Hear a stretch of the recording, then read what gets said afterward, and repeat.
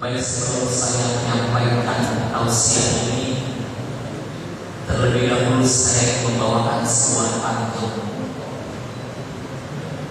Jalan-jalan ke rumah Pak Camat, janganlah lupa membawa tomat. Kalau Bapak Ibu sekalian umat Rasul Muhammad, tolong dong jawab salam saya dengan penuh semangat. Assalamualaikum warahmatullahi wabarakatuh. Waalaikumsalam warahmatullahi wabarakatuh. Di atas ada pohon cermek, di bawah ada gorengan opak. Jawab salam itu udah kedengeran ramai, tapi ibu-ibu yang belakang belum kompak.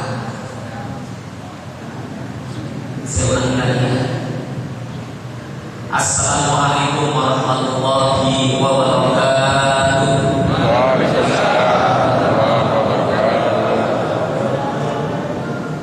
Alhamdulillahirabbil alamin wa bihi nasta'in ala umuri dunya waddin. Wassalatu wassalamu ala asyrafil anbiya wal mursalin sayyidina wa syafi'ina wa maulana Muhammadin wa ala alihi wa sahbihi ajma'in. Amma ba'd. Faqad qala Allah ta'ala fi kitabihil karim, a'udzu billahi minasyaitonir rajim. Inna akramakum 'indallahi atqakum. Shadaqallahul 'azim. Para bapak, para ibu, para jamaah sekalian sholihin dan sholimat, mudah-mudahan pada siang hari ini kita semua mendapatkan rahmat serta hidayah dari Allah Subhanahu wa Ta'ala. Amin.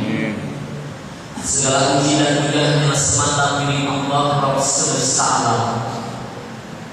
Salawat dan salam semoga senantiasa terlimpah dan tercurah kepada teladan kita, yakni Nabi besar Muhammad sallallahu alaihi wasallam. Hadirin rahimakumullah, kalau kita coba bertanya pada setiap diri kita masing-masing, siapakah sesungguhnya manusia yang paling hebat dalam pandangan Allah Subhanahu wa Ta'ala? Pertanyaan ini teramat penting oleh karena banyak di antara manusia, di antara kita termasuk diri saya sendiri, seringkali keliru, seringkali tidak tepat dalam menilai satu bentuk kehebatan.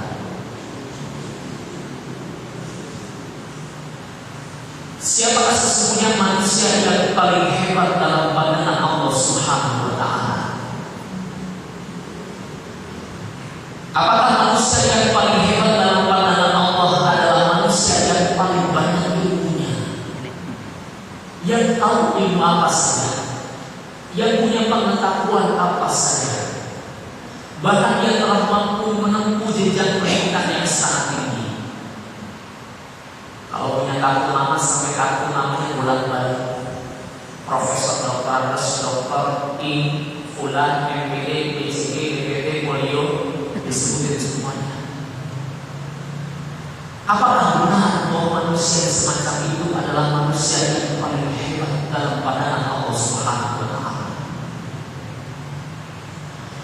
Apakah manusia yang paling hebat dalam pandangan Allah itu adalah manusia yang paling banyak hartanya, yang paling banyak kekayaannya, yang paling mentereng kendaraannya, yang paling banyak jabatannya? Apakah benar bahwa manusia macam itu adalah manusia yang paling hebat? Kita seringkali keliru, kita seringkali tidak tepat dalam menilai kehebatan manusia, padahal dalam pandangan Allah itu adalah bukan bentuk kehebatan yang pantas untuk diagungkan. Setelah saya renungkan dalam-dalam, ternyata manusia yang paling hebat dalam pandangan Allah adalah manusia yang paling selaras dengan tujuan untuk apa sesungguhnya dia di sini. diciptakan oleh Allah Subhanahu wa Ta'ala. Manusia yang paling hebat itu adalah manusia yang paling selaras dengan tujuan untuk apa dia diciptakan di atas muka bumi ini. Pertanyaan saya, kita singgah di dunia ini, apa sih sebenarnya tujuan Allah Subhanahu wa Ta'ala menciptakan kita di sini?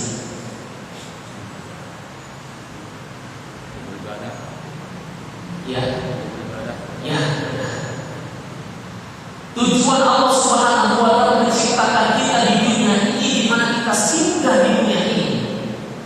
Karena sangat mungkin bagi Allah Subhanahu wa Ta'ala ketika menciptakan manusia, kenapa tidak langsung dimasukkan saja ke dalam surga Allah Subhanahu wa Ta'ala?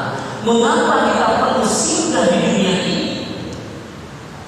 Tentu Allah punya maksud dan tujuan menciptakan kita di dunia ini.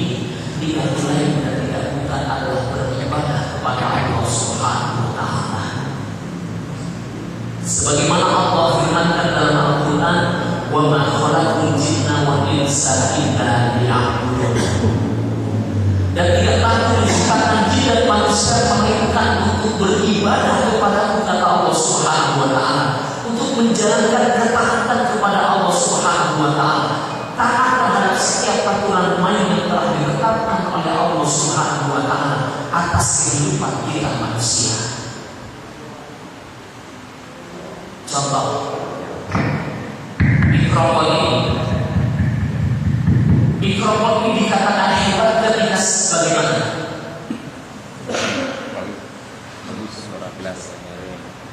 Mikrofon ini dikatakan hebat ketika dia selaras dengan tujuan untuk apa sesungguhnya mikrofon ini diciptakan.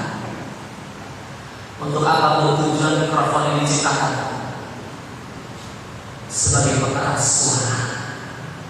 Bukan soal apa mikrofon ini, bukan soal berapa harganya mikrofon ini yang membuat dia hebat, bukan soal apa mikrofon ini dibangun oleh Peci, dibangun oleh korban yang membuat mikrofon ini hebat, bukan soal apakah kemudian mikrofon ini dibangun oleh emas, intan, permata yang membuat mikrofon ini kita pandang hebat.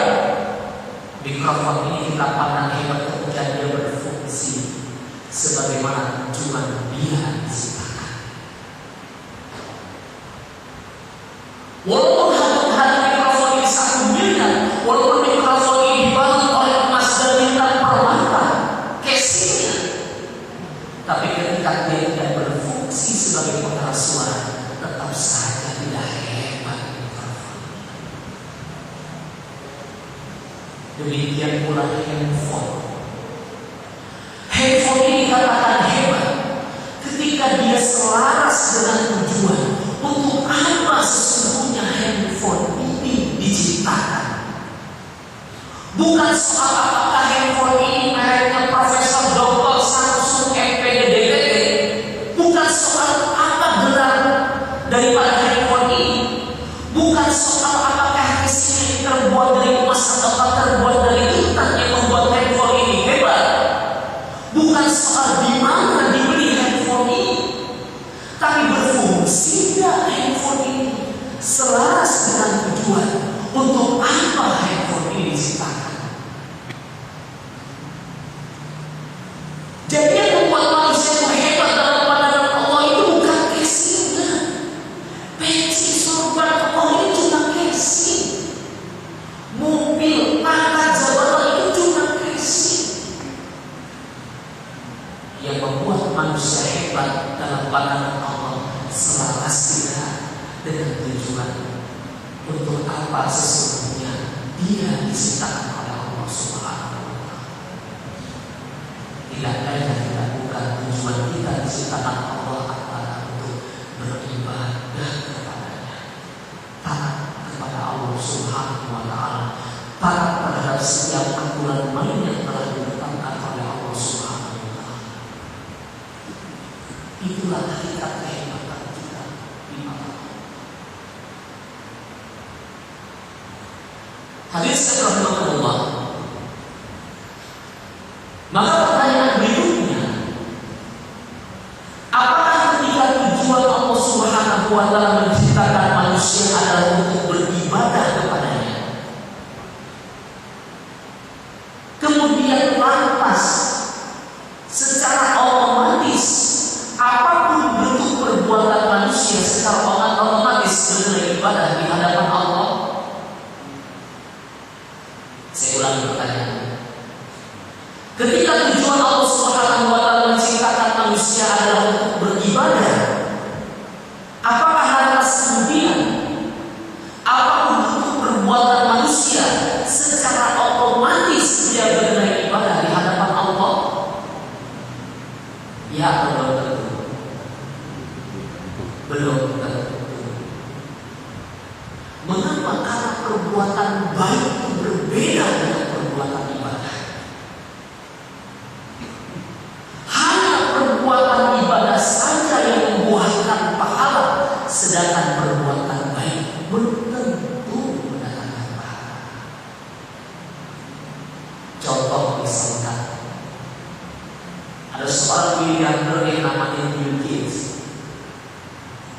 Dia membagikan 1 juta laptop kepada rakyat miskin di Afrika Selatan. 1 juta laptop. Dalam pandangan manusia, apakah baik ini orang? Baik tidak kira-kira orang yang secara cuma-cuma membagikan 1 juta laptop? Baik tidak orang? Baik. Tapi pertanyaannya, apakah yang dilakukan oleh seorang Bill Gates ini mendatangkan pahala untuknya?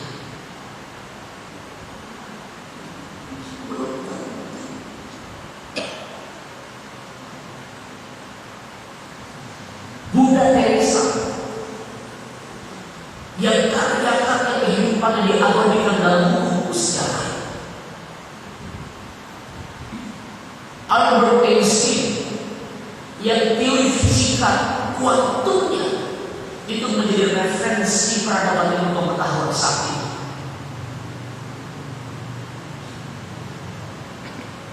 Mahatma Gandhi yang jiwa kemanusiaan luar biasa sehingga kemudian tercatat dalam buku sejarah dan dibacakan karya-karya mereka, jasa-jasa kebaikan mereka di hadapan anak-anak kita yang sekolah.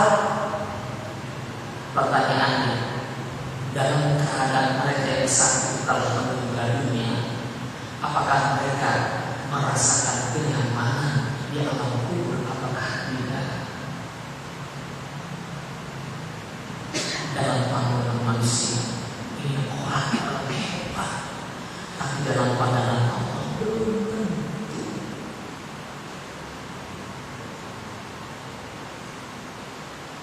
Sehingga wajar mengatakan perbuatan baik itu berbeda dengan perbuatan ibadah. Hanya perbuatan ibadah saja yang membuahkan pahala yang menjadi bekalan kita di negeri akhirat, sedangkan perbuatan baik belum tentu membuahkan pahala.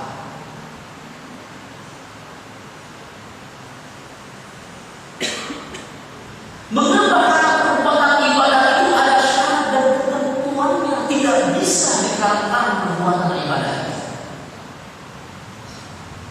Apa syarat dan ketentuannya? Ada 3. B yang pertama, diperintahkan Allah. D yang kedua, diniatkan semata-mata karena Allah.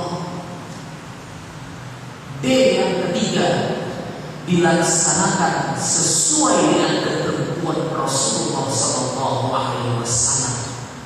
Ketika satu perbuatan baik itu memenuhi 3 syarat tadi, maka satu bentuk perbuatan baik tadi bernilai ibadah di hadapan Allah. Sekecil apapun perbuatan baik itu, apapun bentuk perbuatan baik itu, bernilai ibadah di hadapan Allah Subhanahu wa Ta'ala. Kita ulas sedikit-sedikit. Dia yang pertama, diperintahkan Allah. Kita membawa kesadaran spiritual bahwa yang kita lakukan dalam kehidupan kita di dunia ini sebetulnya merupakan ajaran Allah, merupakan ajaran agama, diperintahkan oleh Allah, ada dalilnya. misalkan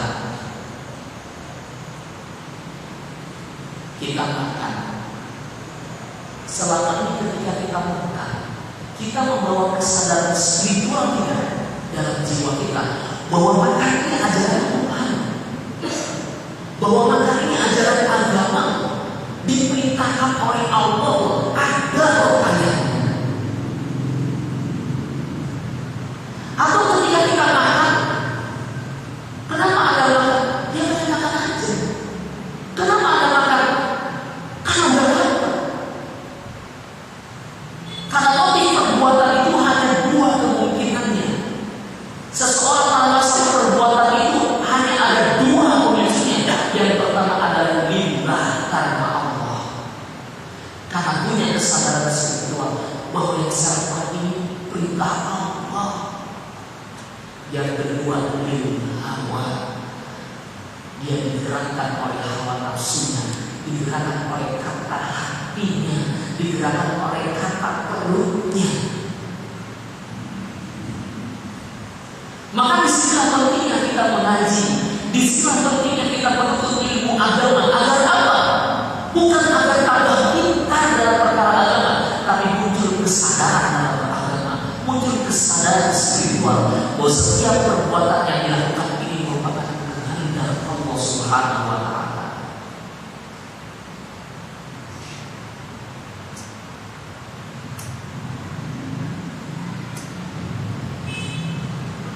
Contoh satu ketika ada seorang suami istri mungkin selama hidupnya tidak pernah belajar ngaji karena himpitan ekonomi, sehari-hari berdagang, punya warung kelontong, jual obat-obatan sama sembako. Dia tidak pernah menghakiri hidayahnya Allah Subhanahu wa Ta'ala sampai punya anak, punya cucu belum bisa ngaji. Jangankan memahami firman Allah, jangankan memahami perintah dan kehendak Allah yang tertuang dalam Al-Quran, membaca Al-Quran saja pun juga belum bisa. Satu ketika dia mendapatkan hidayah dari Allah Subhanahu wa Ta'ala, dia punya anak baru lulus SMA, sehari-hari aktivitasnya jadi anak band. Dia pengen banget dia punya anak bisa ngaji. Dia baru sadar bahwa ternyata walaupun saya sebagai orang tuanya nggak bisa ngaji, saya ingin saya punya anak dia bisa ngaji. Akhirnya kemudian si suami istri sepakat bilang sama anaknya, nah 1 bulan lagi saudara kita ada acara resepsi pernikahan, nanti kamu ya yang baca Al-Qurannya. Rupanya si anak ini terkaget-kaget. Kenapa? Karena dari kecil tidak pernah disuruh, tidak pernah diajarkan oleh kedua orang tuanya untuk mengaji. Tiba-tiba 1 bulan kemudian disuruh tampil dalam acara resepsi pernikahan keluarganya. Ada sama kedua orang tuanya itu kursus seni baca Al-Quran. Cuma 2 minggu. Jadi nggak belajar makhrajul huruf lagi, nggak belajar penam huruf lagi, langsung lompat belajar seni baca Al-Quran. Nah, karena si anak ini ingin membanggakan orang tuanya, karena dia ingin nyenangin orang tuanya, akhirnya diturutin selama 2 minggu belajar ilmu seni membaca Al-Quran. Karena kebetulan anaknya ini mantan anak band, suaranya rada bagus. Tapi si anak ini tahu persis kalau bapak ibunya nggak bisa baca Al-Quran. Bapak ibunya bilang nanti 2 minggu lagi kamu saya tes ya baca Al-Qurannya. 2 minggu kemudian si anak ini baca Al-Quran di hadapan kedua orang tuanya. Si anak ini tahu kalau bapak ibunya nggak tahu huruf Al-Quran. Baca kemudian si anaknya di hadapan orang tuanya, dibaca ta'awudz. A'udzu billahi minasyaitonir rajim. Kata bapak ibunya, Masya Allah, anak saya bisa baca ta'awudz. Bapak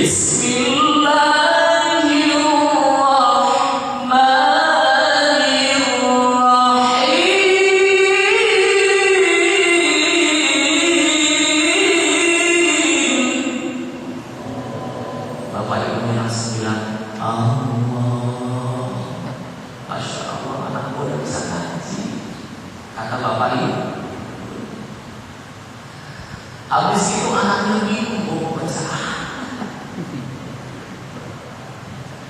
Dia ingat bapak ibunya sehari-hari jualan obat-obatan, obat-obat genetik di warung kontoknya. Ada nafasin kondek sama bintang 7. Dia baca kemudian,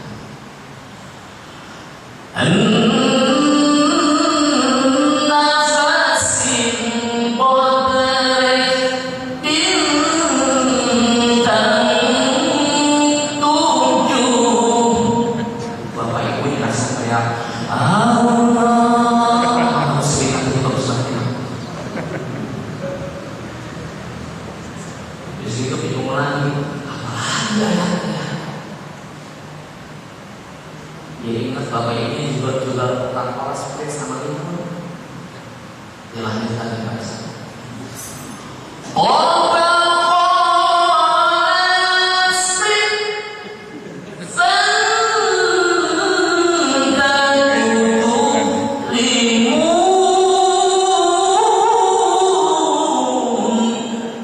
Bapak ibu diteriak, Allah, sambil bergerak air mata.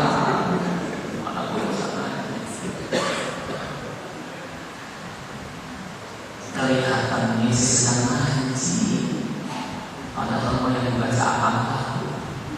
Kelihatan sedang melakukan perbuatan ibadah, padahal apa-apa.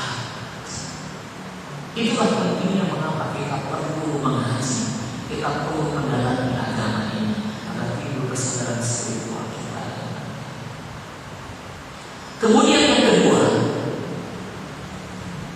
syarat dan satu untuk perbuatan baik itu mengenai ibadah tidak diniatkan semata-mata karena Allah.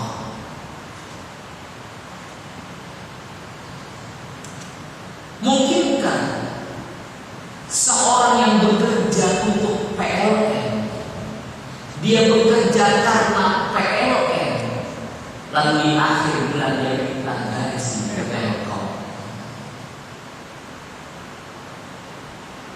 Mungkinkah seseorang yang dia beribadah bukan karena Allah, dia melakukan perbuatan baik bukan karena Allah, lalu kemudian dia minta ganjaran pahala dari Allah Subhanahu wa Ta'ala? Sebagaimana mungkinkah seorang kerjanya untuk Telkom, kerjanya karena Telkom, kerjanya diniatkan karena Telkom, lalu kemudian di akhir bulan lagi gajinya ke PLN?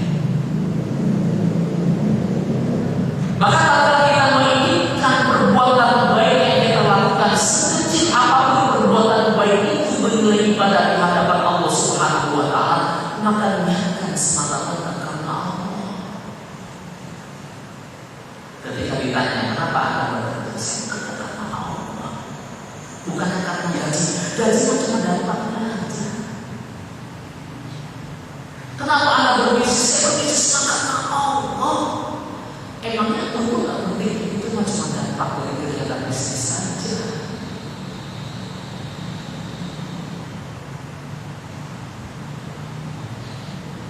Kenapa Anda sebagai istri kemudian mendidik anak-anaknya, membesarkan anak-anaknya?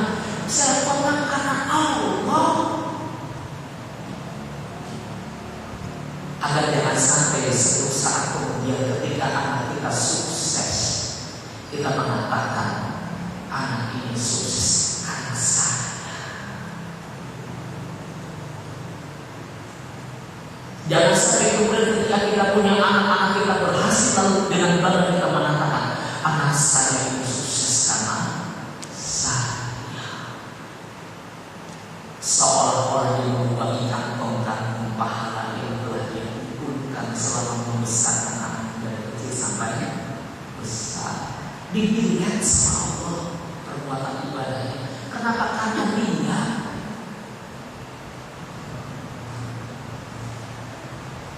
Maka kalau kita menginginkan suatu perbuatan baik ini dunia ibadah di hadapan Allah, maka niatkan semata-mata karena Allah.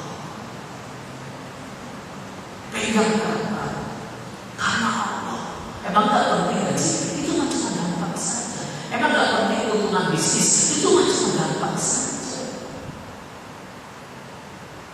Kenapa? Karena kita menginginkan hidup ini adalah untuk ibadah taat kepada Allah Subhanahu wa Ta'ala. Kita jadikan seluruh sarana yang kita miliki sebagai sarana taat. Kita punya anak, jadikan anak sebagai sarana taat kepada Allah. Kita punya suami, jadikan suami sebagai sarana taat kepada Allah. Kenapa kita perlu berbakti kepada kedua orang tua kita? Itu bukan karena orang tua kita, bukan.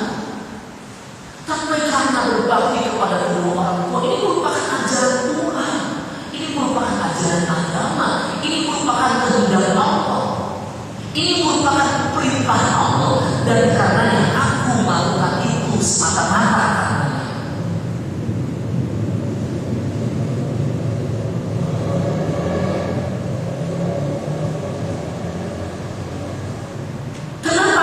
Membesarkan anak-anak kita itu bukan karena anak kita, bukan. Tapi karena membesarkan anak, mendidik anak, memberikan nama yang terbaik, mensekolahkan di sekolah terbaik, itu ajaran Tuhan, itu ajaran agama. Dan karena itu aku melakukan itu semata-mata karenanya. Kemudian yang ketiga, satu perbuatan baik sekecil apapun perbuatan baik itu bernilai ibadah di hadapan Allah ketika dilaksanakan sesuai dengan ketentuan Rasulullah SAW.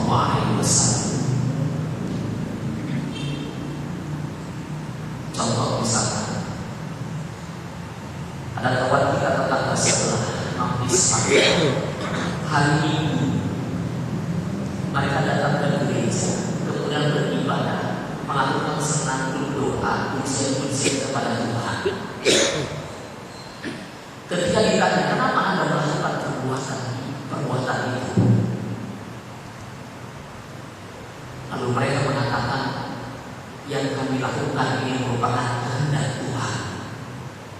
Bagaimana cara Anda mengetahui bahwa apa yang Anda lakukan itu merupakan kehendak Tuhan? Tapi berbeda dengan orang Islam.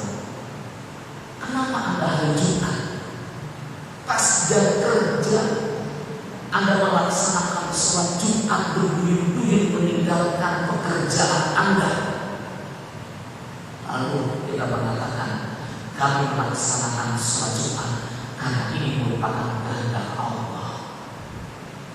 Bagaimana cara Anda mengetahui bahwa apa yang Anda lakukan ini merupakan kehendak Allah? Kalau orang Islam gampang menjawabnya, ada contohnya. Siapa yang mencontohkan itu? Rasulullah SAW. Kenapa Anda mencontoh Rasulullah SAW? Karena dialah manusia yang paling direkomendasikan oleh Tuhan untuk kita contoh. Laqad kana lakum fi Rasulillahi uswatun hasanah. Kenapa harus Muhammad yang Anda contoh? Karena dialah manusia yang paling paham ketaatan macam apa yang dikehendaki oleh Allah. Mengapa?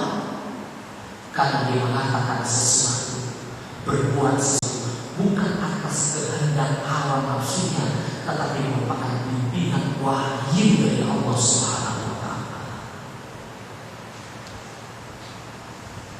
Maka pertanyaannya, apakah perbuatan ibadah yang dilakukan oleh kaum yang lain itu ada contohnya? Apakah Yesus Kristus mencontohkan semacam itu? Apakah Buddha Gautama mencontohkan semacam itu? Berbeda dengan kitab umat Islam. Perbuatan ibadah itu tak bisa dikarenakan. Perbuatan ibadah itu harus ada sandarannya, sesuatu yang dikehendaki oleh Sang Pencipta, yakni Allah Subhanahu wa Ta'ala. dicontohkan secara praktikal oleh Rasul Muhammad SAW.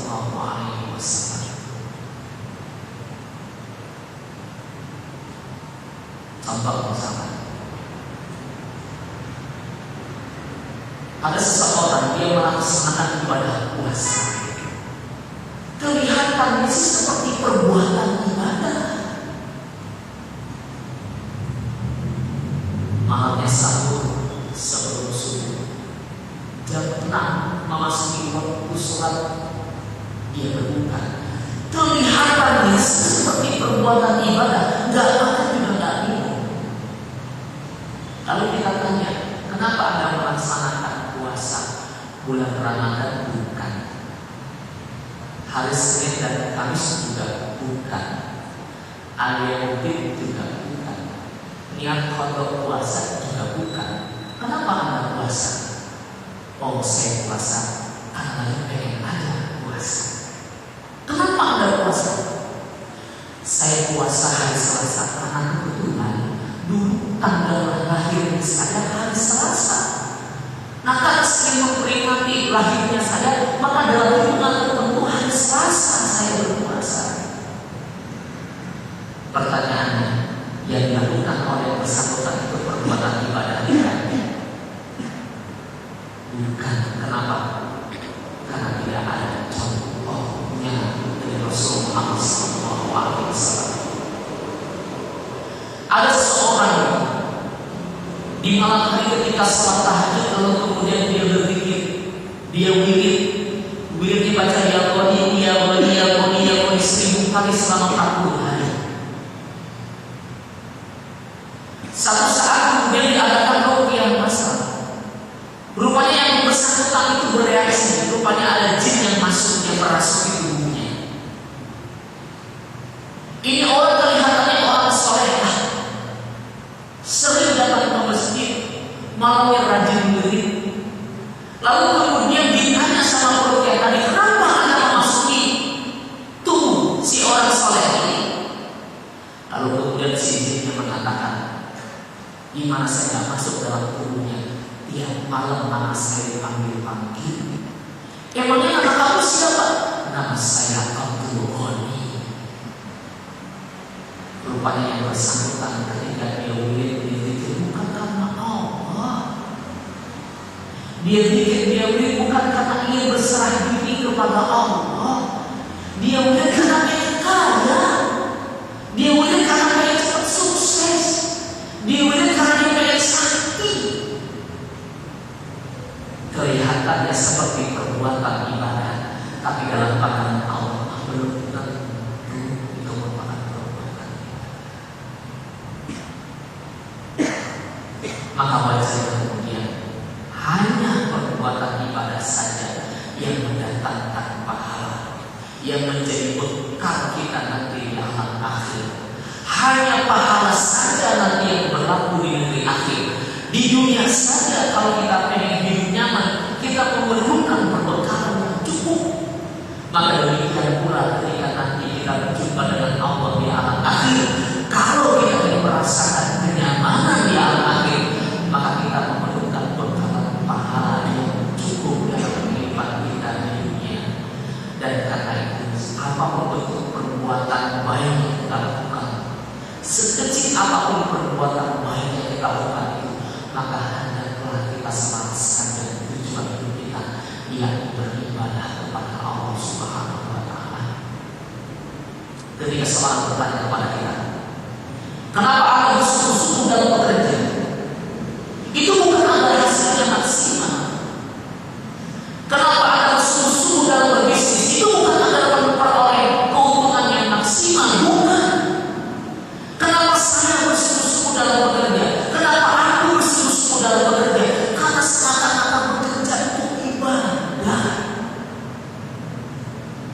Maka apapun bentuk perbuatan ibadah, sekecil apapun bentuk perbuatan ibadah itu yang ditujukan karena Allah Subhanahu wa Ta'ala, maka tidaklah pantas, tidaklah patut kita melakukan itu seadanya. Tidaklah pantas kita melakukan itu seadanya. tidak pantas seperti perbuatan ibadah yang kita tunjukkan kepada Allah. Kita melakukan itu dengan cara-cara yang tidak selaras dengan apa yang Allah kehendaki. Mudah-mudahan apa yang saya sampaikan ini bermanfaat untuk diri saya pribadi, sebagai satu ingatan pribadi untuk saya pribadi, dan mudah-mudahan kita semua mendapatkan ampunan serta hidayah dari Allah Subhanahu wa Ta'ala. Demikian akhir kalam. Assalamualaikum